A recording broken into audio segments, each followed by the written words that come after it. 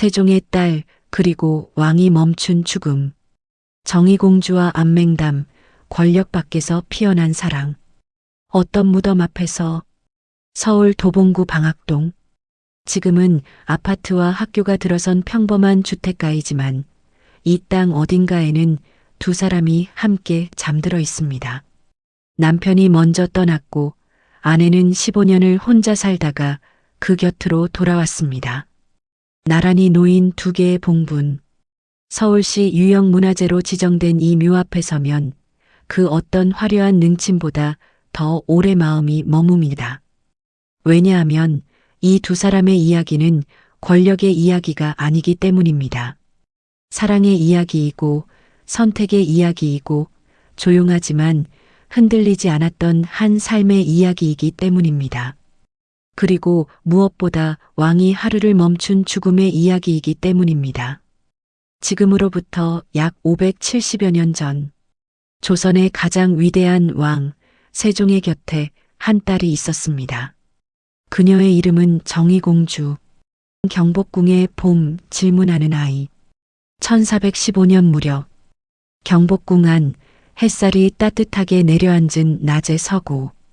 어린 정의공주는 아버지의 곁에 앉아 책을 읽고 있었습니다. 세종은 글을 쓰다 잠시 고개를 들어 딸을 바라봅니다. 막내딸은 아무 말 없이 붓을 들고 뭔가를 쓰다가 멈추고 또 쓰다가 멈추기를 반복하고 있습니다. 왜 멈추느냐? 아버지, 이 글자는 왜 이 소리가 납니까? 소리와 모양이 맞지 않는 것 같다옵니다. 세종은 잠시 침묵합니다. 그 침묵 속에서 무언가가 반짝였습니다. 세종은 조용히 말합니다. 그래서 아비가 생각하는 것이 있다. 정의공주는 눈을 들어 아버지를 바라봅니다. 사람이 마음속으로 말하는 것을 그대로 글로 담을 수 있다면 어떻겠느냐? 배우지 않아도 누구나 자기 말을 쓸 수 있다면? 어린 공주는 잠시 생각하다 고개를 끄덕입니다.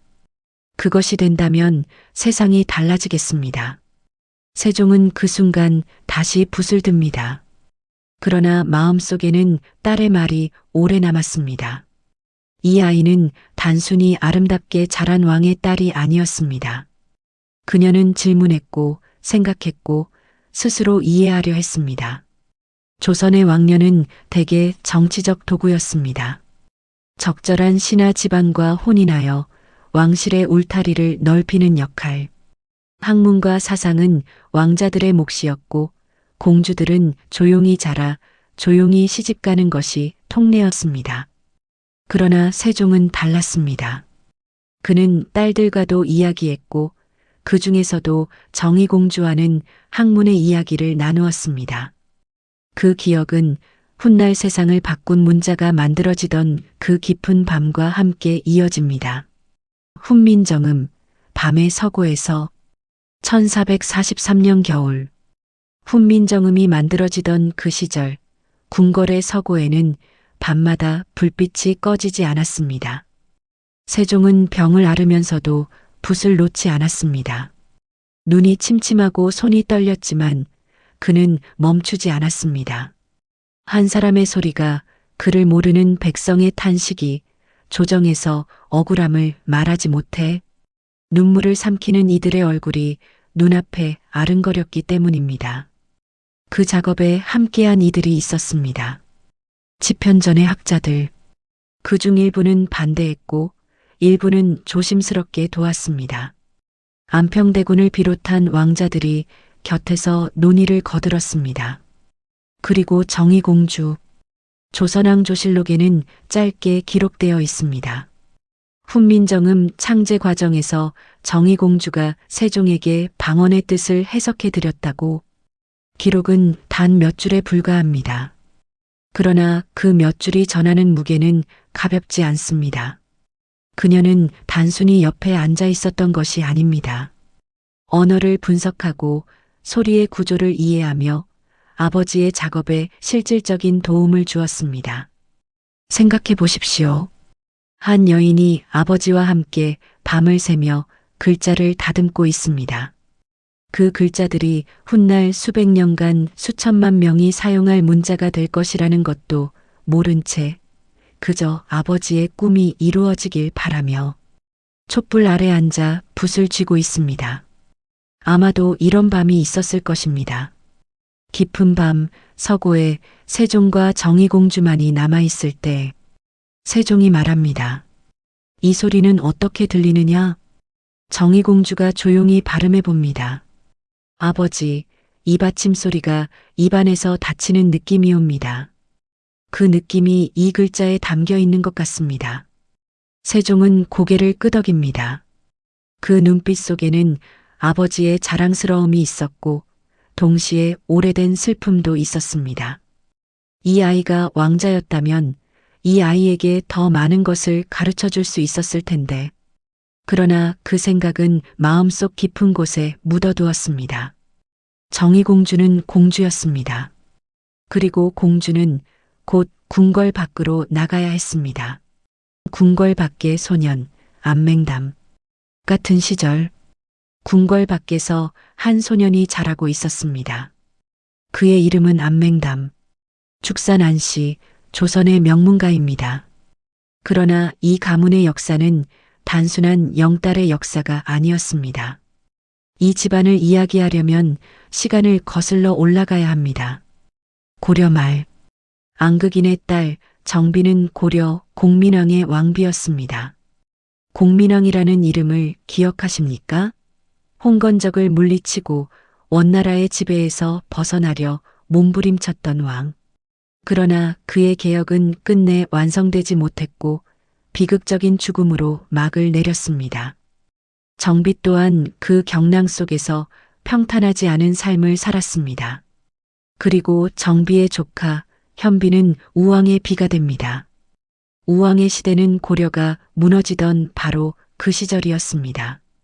이성계가 위화도에서 군대를 돌렸고 역성혁명의 바람이 불었습니다. 고려의 왕실과 가까웠던 이들은 새로운 시대에 조심스럽게 자신의 위치를 찾아야 했습니다. 죽산 안씨 가문은 그 격변 속에서 살아남았습니다. 그러나 그 생존의 방식은 화려하지 않았습니다. 전면에 나서지 않고 권력 투쟁에 뛰어들지 않고 조용히 존재하는 것. 그것이 이 가문이 택한 방식이었습니다. 안맹담은 그 집안의 아들이었습니다. 그는 영리했고 차분했습니다. 말수가 많지 않았지만 한 번 뱉은 말에는 무게가 있었습니다. 학문을 게을리하지 않았지만 권력을 향해 달려가는 욕심도 없었습니다. 그 소년이 어느 날 왕의 사위가 됩니다. 혼인, 그리고 한마디의 약속. 혼인은 왕이 정하는 것입니다. 세종은 딸의 혼처를 고를 때 오래 생각했습니다. 권력 있는 집안도 있었습니다. 학식이 높은 집안도 있었습니다. 하지만 세종이 원한 것은 그것이 아니었습니다. 그는 딸이 행복하기를 바랐습니다. 정의공주는 단순한 공주가 아니었습니다. 그녀는 생각이 깊고 감정이 풍부하며 남과 다른 눈으로 세상을 보는 아이였습니다. 그런 그녀에게는 그녀를 이해할 수 있는 사람이 필요했습니다. 세종이 선택한 사람은 안맹담이었습니다. 혼례는 조용했습니다. 왕의 딸의 혼례이니 물론 예식의 형식은 갖추었지만 그 본질은 소박했습니다. 세종은 혼례 전날 안맹담을 불렀다고 합니다. 왕과 신하가 마주 앉은 자리. 세종은 한참을 침묵하다 말합니다. 내 딸을 부탁하네. 신하에게 부탁한다는 말. 왕이 하기 어려운 말입니다. 그러나 그 말 속에는 아버지가 있었습니다. 안맹담은 깊이 고개를 숙이며 말했습니다. 목숨을 다해 지키겠습니다. 그 약속은 단순한 예의가 아니었습니다. 그것은 그의 삶 전체가 되었습니다. 권력 밖에서 살기로 한 사람들. 정의공주와 안맹담의 삶은 조용했습니다. 안맹담은 연창위에 봉해졌습니다. 왕의 사위이니 그 지위는 높았습니다. 궁궐을 드나들 수 있었고 왕족으로서의 예우를 받았습니다. 그러나 그는 권력 투쟁에 나서지 않았습니다. 당시 조선 조정은 조용한 날이 없었습니다. 세종의 아들들 사이에서도 보이지 않는 긴장이 흘렀고 외척과 신하들 사이에서도 보이지 않는 줄다리기가 계속되었습니다. 권력 근처에 있는 사람이라면 누구나 그 흐름 속에서 자신의 이익을 챙기려 했습니다. 안맹담은 그 흐름 밖에 있었습니다. 당신은 왜 항상 조용합니까? 더 나설 수도 있을 텐데요. 어느 날 정의공주가 물었습니다. 안맹담은 잠시 생각하다 말합니다. 소리는 크지 않아도 마음은 깊을 수 있습니다. 왕의 사위로 태어난 것은 제 선택이 아니었지만 어떻게 살 것인가는 제 선택입니다. 정의공주는 그 말을 오래 기억했습니다. 그들은 화려하지 않은 삶을 선택했습니다. 궁궐의 사치를 멀리했고 정치적 야심을 멀리했습니다. 자녀들을 조용히 키웠고 서로의 곁에서 서로를 이해하는 부부로 살아갔습니다. 그 시대 그런 삶은 결코 쉬운 선택이 아니었습니다.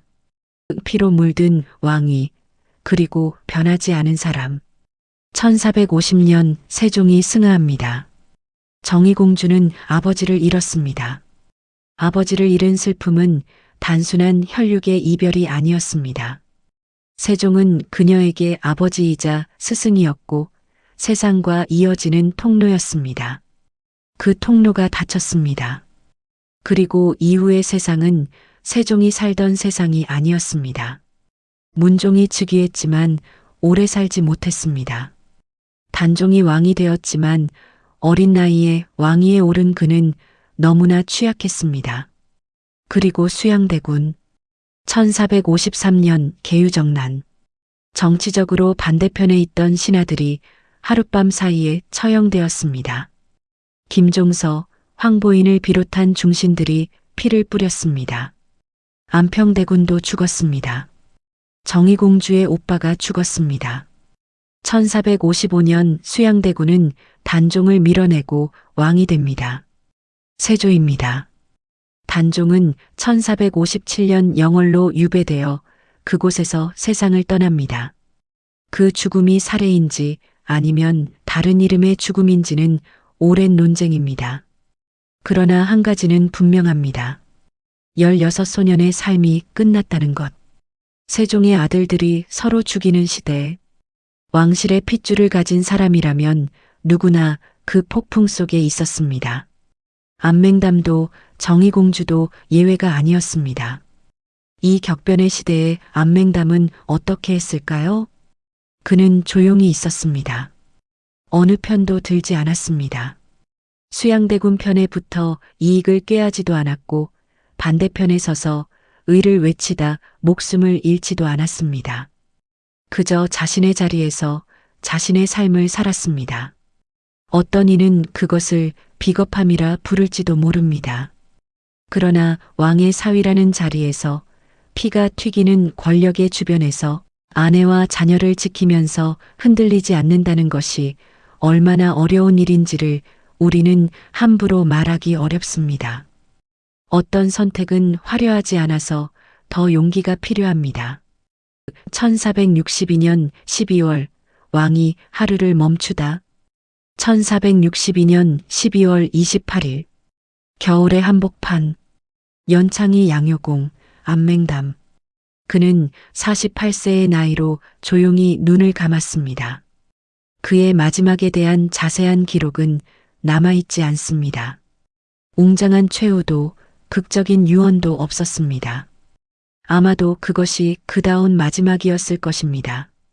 부음이 궁궐에 전해진 날, 세조는 그 소식을 듣고 말을 잃었습니다. 당시 세조는 왕이었습니다. 피로 왕위를 얻은 왕, 수많은 사람을 죽이고 서 있는 사람, 그 손에 피가 묻어 있다는 것을 알면서도 왕좌에 앉아 있는 사람, 그런 그가 안맹담의 죽음 앞에서 멈췄습니다. 조선왕조실록, 세조실록. 그날의 기록은 담담하지만 묵직합니다. 조회가 취소되었습니다. 정사가 중단되었습니다. 왕이 하루를 멈춘 것입니다. 왕이 조회를 멈추는 것은 흔한 일이 아닙니다. 나라의 일은 하루도 멈추지 않아야 합니다. 그러나 세조는 그날 모든 것을 내려놓았습니다. 실록은 기록합니다. 세조가 슬퍼하였다. 세조의 기억. 세조의 이름은 수양대군입니다. 세종의 둘째 아들. 정의공주에게는 오빠입니다. 형제와 자매로 함께 자란 시절이 있었습니다. 경복궁의 뜰에서 함께 뛰어놀던 시절, 아버지 세종의 무릎 곁에서 함께 이야기를 듣던 시절, 수양대군이 권력을 향해 걸어가면서 많은 것이 바뀌었습니다. 안평대군은 죽었습니다. 조카 단종은 유배지에서 죽었습니다. 그러나 정의공주의 남편 안맹담은 살아 있었습니다. 어느 편도 들지 않았고 어느 편도 적으로 삼지 않았습니다. 그냥 조용히 살아 있었습니다. 세조에게 안맹담은 어떤 의미였을까요? 그것은 정치적 의미가 아니었을 것입니다. 아마도 그것은 순수한 기억이었을 것입니다. 권력 이전의 시절, 왕위 이전의 시절, 단지 세종의 아들로, 세종의 사위로 함께 살던 그 시절의 기억. 안맹담은 그 시절과 연결된 마지막 끈 중 하나였습니다.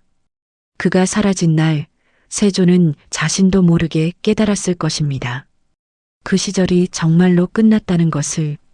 세조는 그날 자신의 내전에 홀로 앉아 오래 침묵했다고 상상됩니다.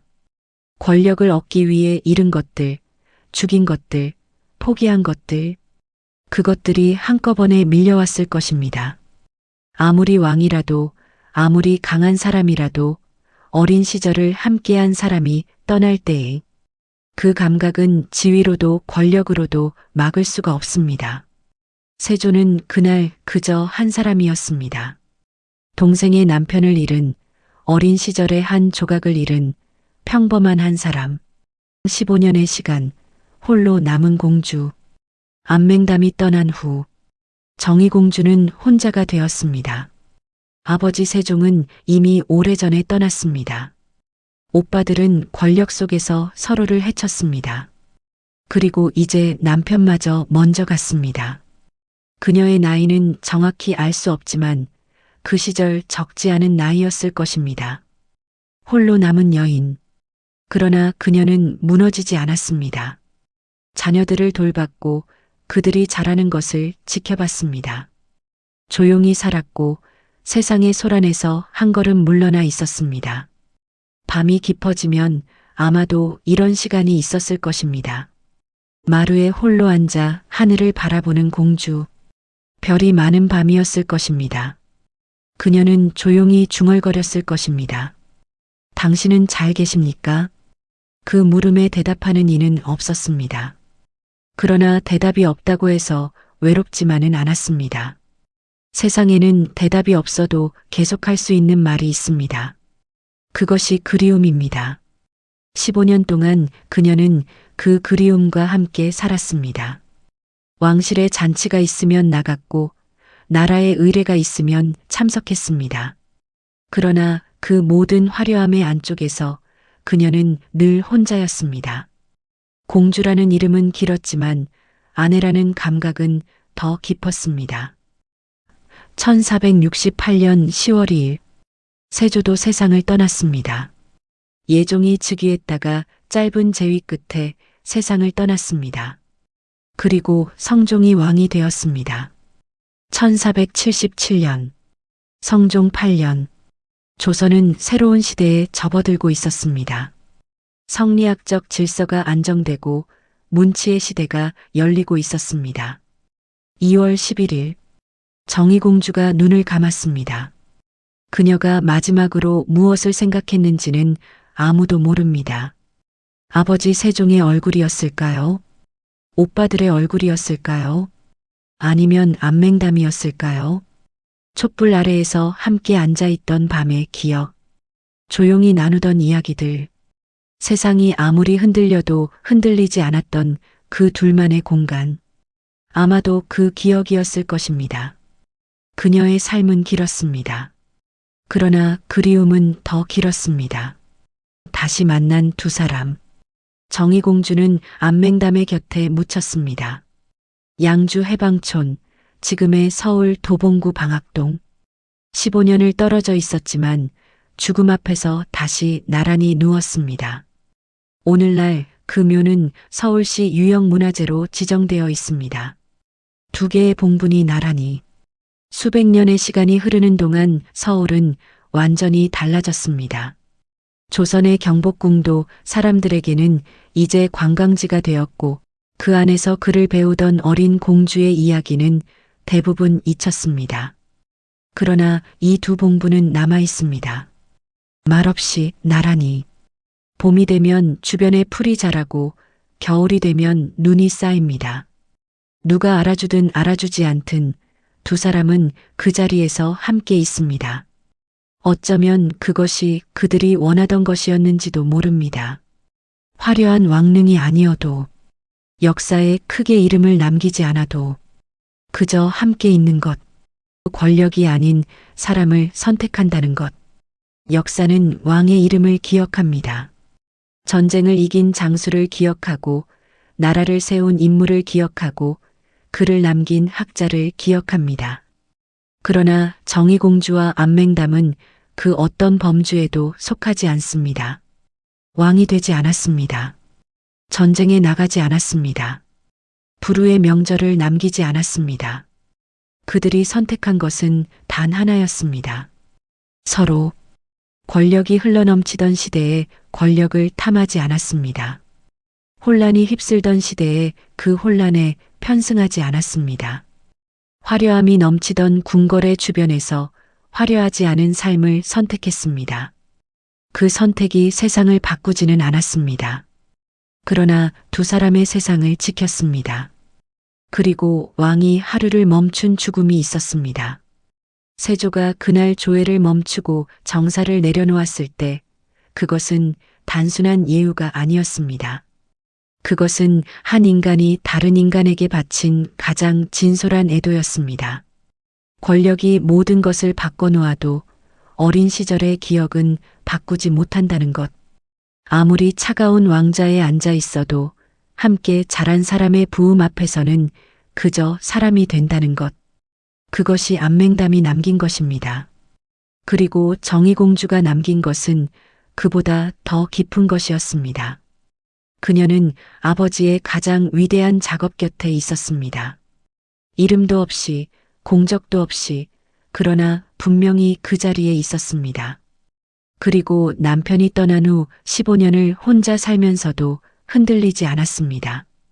그 삶이 역사책에 크게 실리지는 않았습니다. 그러나 그 삶은 그 자체로 완전했습니다.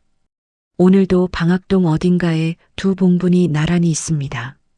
봄이 오면 바람이 그 위를 스치고 여름이 오면 풀이 무성해지고 가을이 오면 낙엽이 쌓이고 겨울이 오면 눈이 덮입니다.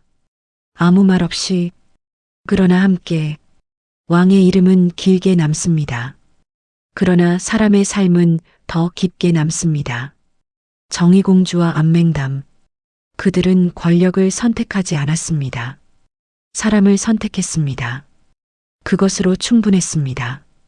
왕이 하루를 멈춘 죽음이 있었다. 그리고 그 죽음을 15년간 기다린 한 사람이 있었다. 지금도 그들은 함께 있다.